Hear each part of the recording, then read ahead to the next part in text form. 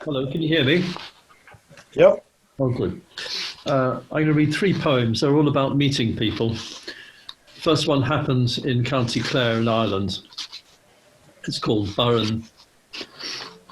Trudging spattered tarmac, welly booted, cloth capped and sweatered in Peapod Green. Where was he born? The calf, you mean? 3 weeks ago on the Wednesday. The wrought strength of his face would knock you over.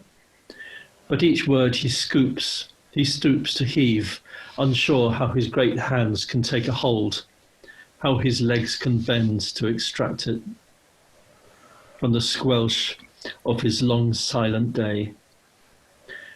To, to struggle up each dry stone word, to conjure the megalithic joy of a calf.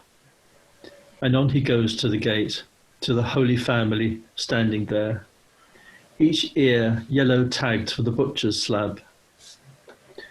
They've forgotten where they were going, then on their urge, with the touch of his hand into the soft field, and the blue metalled road returns to its emptiness, whispering silence.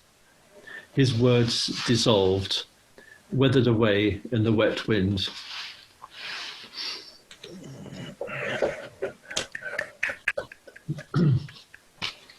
Next one happens in the southern Sahara in Libya. I was working down there and we had a terrible rainstorm and we lost something like 17 trucks in the desert. So I went on with a Tuareg to find them, and he took me to the police waterwell, which I normally wouldn't have dared come near.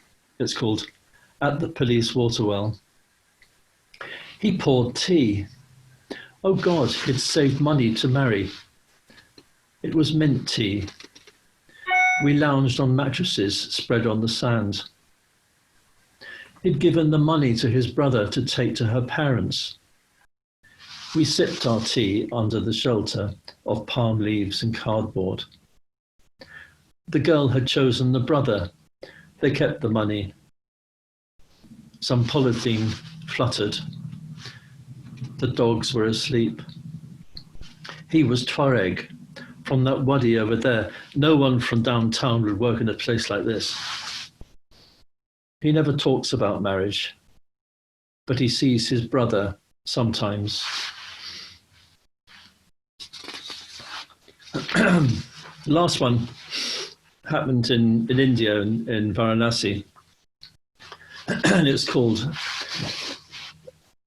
the Dashashwamedh steps.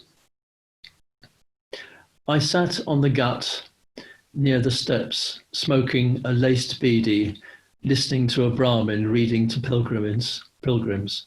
His voice, I felt, soaring the dry air. I thought I was invisible, but each person who passed looked at me, breaching my solitude, some with disdain, a hickey in their eyes. Some with approval, seeing I was listening to the Brahmin. Some couldn't help noticing, but having caught my eye, turned away, making sure not to look back. A hassler asked, shh, shh, change money? Another, you like hussies? Nice girls, black or white? Hashish? A man shuffled up, grinning and muttering, mimicking something incomprehensible. It must have been stupid. He looked inane and nobody laughed. A file of tourists glanced at me, but ignored my Colonel blimp. Good morning, good afternoon. I wasn't the authentic India experience they'd seen in the pamphlets. Two batik bearded heads, he a Frank Zappa, she a Joni Mitchell, paused but ignored my hi because of my short hair, not in their American dream. Finally, three men came up to me. One was middle class, looking somewhat pampered. He'd been exercising where he was sure to be noticed by the maximum number of people.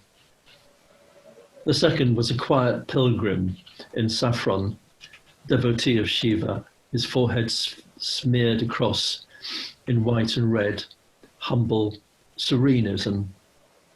Retired from the tax office, who knows?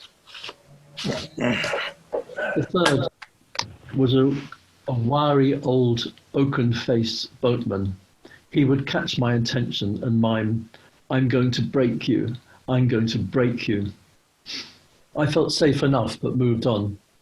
I chose a quiet, shaded place to watch Ganges boats, square rigged sails made of 100 stitched patches, unloaded by loud women with baskets of sand on their heads.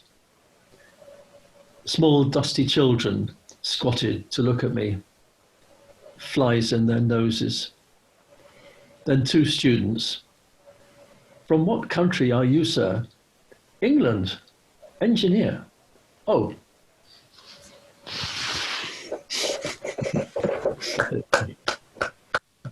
Thank you very much, John.